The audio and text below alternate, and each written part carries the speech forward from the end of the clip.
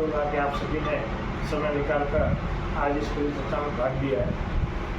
बंधुओं, जैसे हम सभी जानते हैं कि आज भारतीय जनता पार्टी की सरकार बनने के बाद पहला पूर्ण बजट पेश हुआ है और इस बजट के अंदर 2047 तक तो भारत विकसित हो रहा, उसके साथ राजस्थान कैसे विकसित होगा उसका पूरा का पूरा एक रोड मैप दिया है।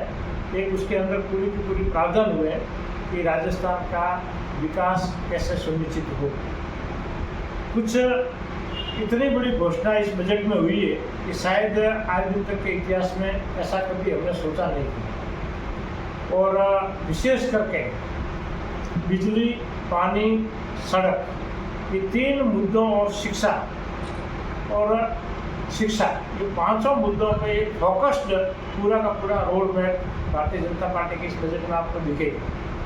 सबसे पहले अगर हम बात करें तो सड़क की बात करें तो शायद एक्सप्रेस वे आज दिन तक प्रत्येक व्यक्ति को लगता था कि सेंट्रल की योजना है, केंद्र सरकार इसको करती है और पूरे भारत में एक्सप्रेस वे बन रहे थे, तो किसी के मन में ये बात नहीं आई कि राजस्थान भी अपने स्टेट फंड द्वारा स्टेट की व्यवस्था से एक्सप्रेस वे का कोई आयोजन करेगा, एक्सप्रेस बनाने का कोई तरीका तैयार करेगा।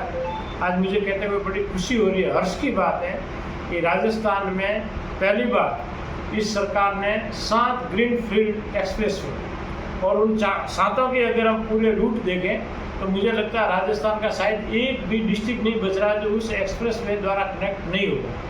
पूरे भारत का जो हमारा यातायात होगा उसको बहुत ही सर्वश्रेष्ठ गुणवत्तापूर्वक कनेक्टिविटी मिलेगी।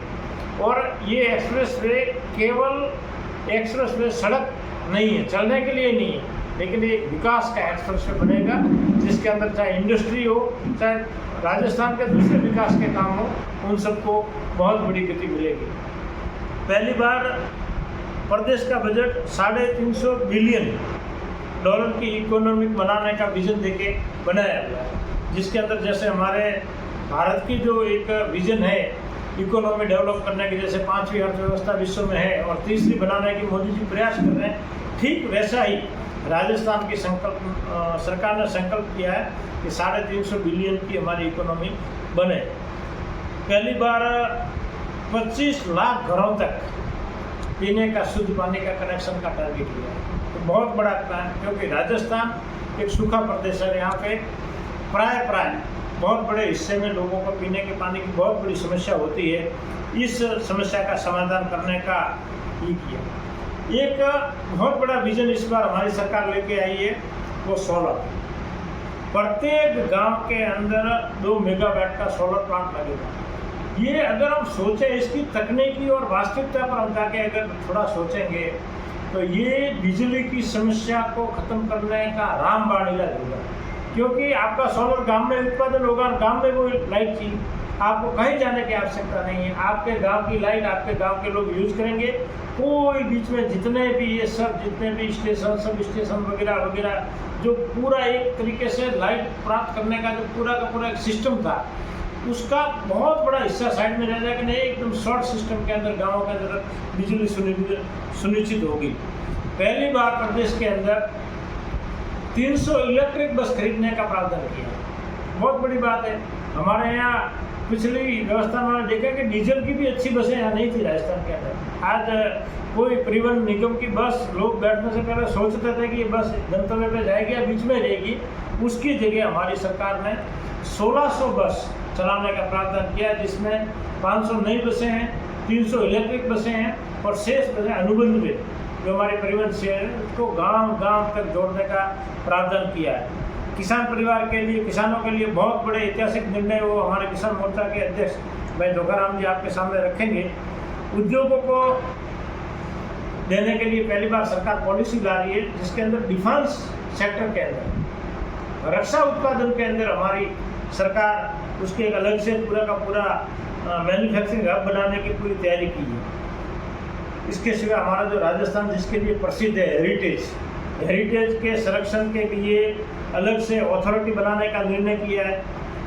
पर्यटन के लिए पर्यटन विकास बोर्ड का गठन करने का निर्णय किया है और पहली बार 10 करोड़ पौधे, सामान्य आंकड़ा नहीं, 10 करोड़ पौधे 4,000 करोड़ रुपए के बजट के अंदर उनको लगाना ही नहीं, केवल उनको विकसित करने तक की योजना बनाई है, और जिसके अंदर तकनीक का उपयोग करके सबको जियो टैगिंग के साथ प्रत्येक विभाग को, प्रत्येक कर्मचारी को, प्रत्येक व्यक्ति को जियो टैगिंग के साथ पौधे लगाने का लक्ष्य दिया है। ये बहुत बड़ी बात है। राजस्थान के अंदर जो हम एक सूखा प्रदेश है उसके अंदर 10 करोड़ पौधे की नर्सरी बनाना अपने आप में एक बहुत बड़ा ऐतिहासिक निर्णय है। भर्तियों के लिए आपने देखा है पहली बार 4 लाख भर्तियाँ करने का सरकार ने संकल्प लिया, प्रत्येक साल 1 लाख भर्तियाँ। शायद मुझे ऐसा लग रहा है कि देश आज़ाद होने के बाद राजस्थान के अंदर क्या कई प्रदेशों के अंदर ये पहली घोषणा होगी जिसके अंदर प्रत्येक वर्ष 1 लाख नई नौकरियां देने का हमारी सरकार ने टारगेट किया है। 15 लाख महिलाओं को लखपति बनाने के लिए जो स्वयं सहायता समूह उसकी योजना से पूरा का पूरा काम एक तरीके से किया है।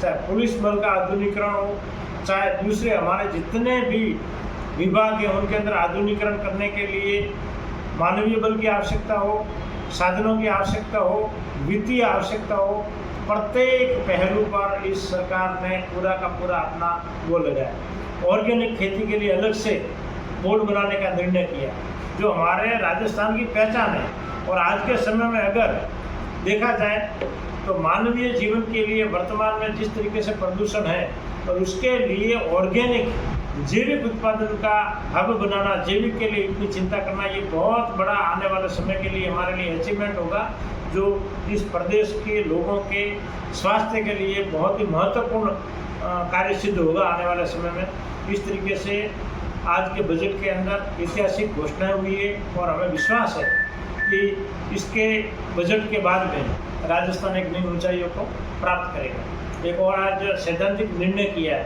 कि हमारे जो चुनाव हैं, पंचायतों के और अन्य चुनाव हैं, उन सबको एक साथ कराने का निर्णय होगा। उसके अंदर एक कमेटी बनाई जाएगी और पंचायत समिति से लेकर जितने भी जो हमारी संस्थाएं हैं उन सभी को रीबिल्ड करने का इस सरकार ने निर्णय किया है। जो पिछले 5 सालों में हमने देखा है कि पंचायती राज चुनाव का मजाक बन गया था। पंचायती राज चुनाव को इतना हल्का कर दिया था, इतना महत्वपूर्ण हमारा विभाग था, उसको पिछली सरकार ने इस तरीके से उसके साथ व्यवहार किया कि वो विभाग तहस नहस हो गया। उसको वापस सही करने के लिए हमारी सरकार ने सैद्धांतिक प्रस्ताव रखा है बजट के अंदर कि कमेटी द्वारा पंचायतों का पुनर्गठन होगा और पूरे राजस्थान में एक साथ में चुनाव होगा। इस तरीके से बहुत ऐतिहासिक निर्णय का राजस्थान के लिए दिन रहा है। बहुत ही बड़े बड़े निर्णय हैं और हमें पूरा विश्वास है कि 2047 में राजस्थान भी भारत विकसित के साथ अग्रिम पंक्ति में खड़ा रहे। ऐसा हमारा सरकार का आज का ये बजट रहा। धन्यवाद।